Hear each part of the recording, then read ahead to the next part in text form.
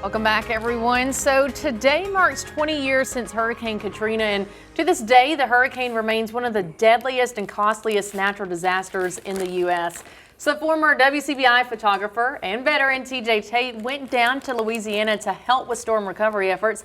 And of course, he is joining me in studio this morning. TJ, I've seen you twice this week. But this week. All right, so I want to get into this first. You know, talk to me just about 20 years ago, TJ, when Katrina hit, and what do you remember? What's the first thing you remember about either covering it or going down there?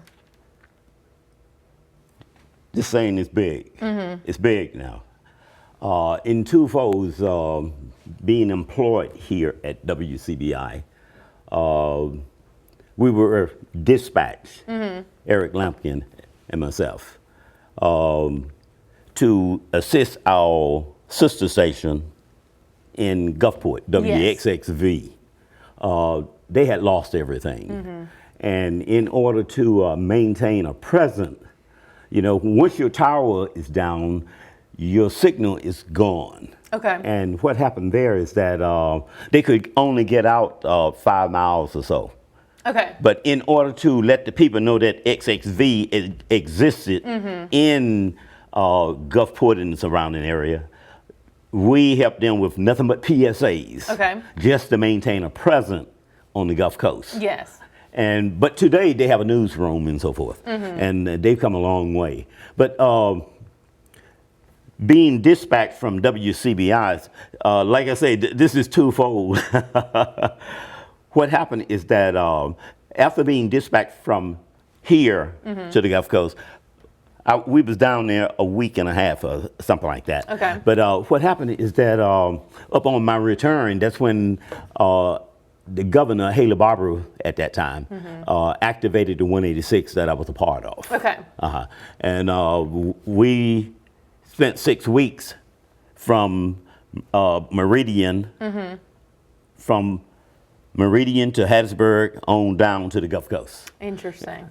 And we did a little bit of everything. But one of the main things that I got from the whole thing is that once we got there, the people, they had all these food trucks and so forth. Okay. The city was taking care of the meals, etc. But these people weren't concerned about their house, food, etc. They wanted to talk about the event that just taken place. And we spent a whole lot of time just listening. Yeah. Because they had a story to tell. Yes. And it was quite interesting. Now, you have sent me some pictures, and we've got that. I want to show some of the damage that you've sent. So when you saw this in person, like, what were your thoughts? Like, for instance, like the boats and the barges, and you were talking about the casino, correct? That had to be moved. Yes. After the tide had receded, what you're looking at is the aftermath. Yes. What you see right now is the bridge going over to Ocean Springs. Okay. They have a new 4-lane bridge these days. It's very big. Yes, beautiful. Yeah. But at that time, this is what they had, and the traffic was cut off. You have to go elsewhere. The only eating place that I can think of that was in existence was there's a hamburger place called Kane. Okay. Kane. They was open. They was open, and everybody was lining up around the building at Kane Hamburger. You know, but if you had time, and everybody did, because you couldn't go anywhere, just spend 15 minutes in the line trying to get a burger at the window of Kane. That's what you did. Yeah. That's what you did. And this is what, no power, you couldn't cook at home. After all, being dispatched from WCBI, we was telling the people, if you have water, and I'll get to the water part in a little while, but what happened is that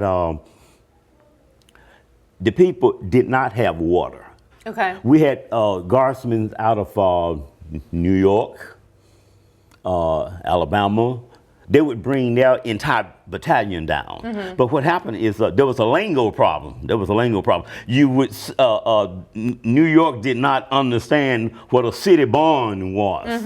And the city barn had all of the water. Okay. And but to tell somebody that's not from this area about a city barn, it's just like talking Japanese to them. Yeah. And they were just as lost as anything, and the people were suffering for water. But all of the water was at the city barn, stacked up.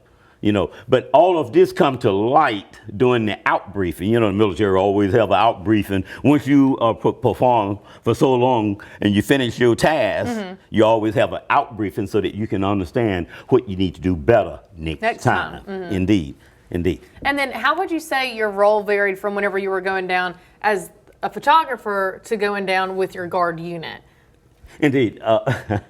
Twofold. Being a photographer, as I would always say, get the shot. Get the shot. Okay, I'm with 2 cameras now.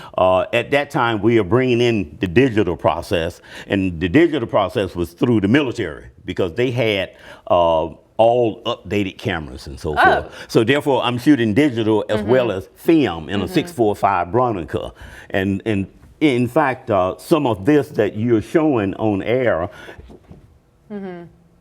You can tell. This is film. Okay. This is film. Okay. This comes from film. Gotcha. Along with, excuse me. I don't see that a lot nowadays. No, you're not going to see it at all. You have to go online and Google it. I don't even know where you get it developed now. You don't. You send it off, and whoever you send it to, probably going to be in Florida or whatever, you know. But all of this was at the time we had a lab in Meridian, and this is where I printed all of this, and that's the way everything worked out. But the digital stuff is on cart and so forth, and we still have it. But the main thing here is that I sent you everything from film. Yeah. Because after you shoot on that little rascal like that called a SD card, it's kind of hard to keep up with them, right? It can be. Okay.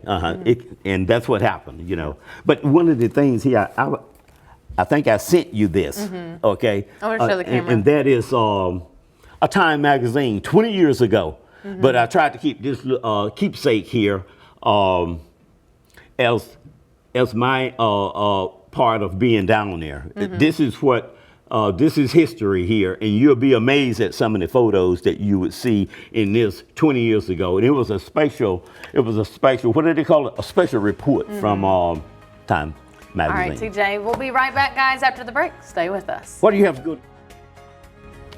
All right, everyone, welcome back. So Mr. TJ Tate is joining me in studio. He is a former WCBI photographer, and he went down to be part of Katrina relief efforts 20 years ago. TJ, would you say that it feels like it's been 20 years since Katrina? No, no. To me, it seemed like it maybe 8-10 years. Okay. But as I look over everything going down the highway as I travel, selling shrimp and so forth, you can tell the difference, just the structure of the highway. And the landscape. The landscaping is totally different. What they learned at that time, when it's time to move traffic, you don't have time to line up in a single row. So what happened is that they've turned the highways 4 lanes. You got 4 lanes coming in and going in and out of the Gulf Coast these days. In fact, as you approach Gulfport, you pick up on one highway. I can't think of the name right now, but right before you enter Gulfport, you veer to the left so you can run over to Biloxi without going through Gulfport. Yeah. Now, your should I say pick up on 10, Interstate 10. Yes. So your sister, she lived on the coast, correct? Correct. So whenever you went down there as a reporter, as a photographer, did you stay with your sister, and did your sister have any damage to her home? Indeed. In fact, Carl Bruce was the general manager at WCBI at that time, and he picked Eric and I simply because we had family down there. Because everything was washed away. There was no place to stay. But living with my sister, everything was boiled water. Boiled water. We did not have running water or anything. Everything was trees out of the ground. But her house was livable. Her house, just like Eric's mom and dad's house, livable. And we was only a quarter mile apart, you know, at that time. But what happened is that I would pick him up and we'll head over to XXV. Yes. Okay, back to that double dipping now. I get the civilian side, which is WXXV and WCBI. That's where I was. We was dispatched down there to help with the PSAs. And then 1 week later, that's when we was in the staff meeting, and Haley Barber activated the 186. Yeah. That's why I say it's a two-part thing. Yes. Because after I made it home from WCBI trip, what happened is that I'm enjoying. I didn't know I was going to be leaving a week later, but like I say, we was in To staff serve in meeting. other ways, yeah. Right. Haley Barber felt that the Guard could help the Gulf Coast. Yes. The Guard could help the Gulf Coast, and what they did at that time, stretching the razor wire down the railroad track, and I'm quite sure you've passed that rail, you've crossed it before. In fact, right in Gulfport, I think I sent you some of this, no? Where we had, there you go right there. Oh, okay. Now, Can y'all can you see imagine this? still being ripped up and in curves and all of this? Yeah, almost like. And that's just a portion of this yeah, railway. that's a like, portion of it. You've got to look at the rest of it Yeah, too. you got to look at the rest of it. Now, you know, one thing you say, and whenever you went down as a photographer and helping our sister news station, the importance of local journalism, small town journalists. How important would you say your role was at the time that you guys were down there? Very, very.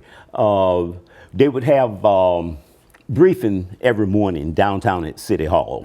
City Hall was in shambles as well, but makeshift is what is the name of the game. You do what's necessary to adjust to the situation, and that's what happened at City Hall downtown Biloxi. And this is where Eric and I would make our way so that we can have updated information to put on that 5 mile radius of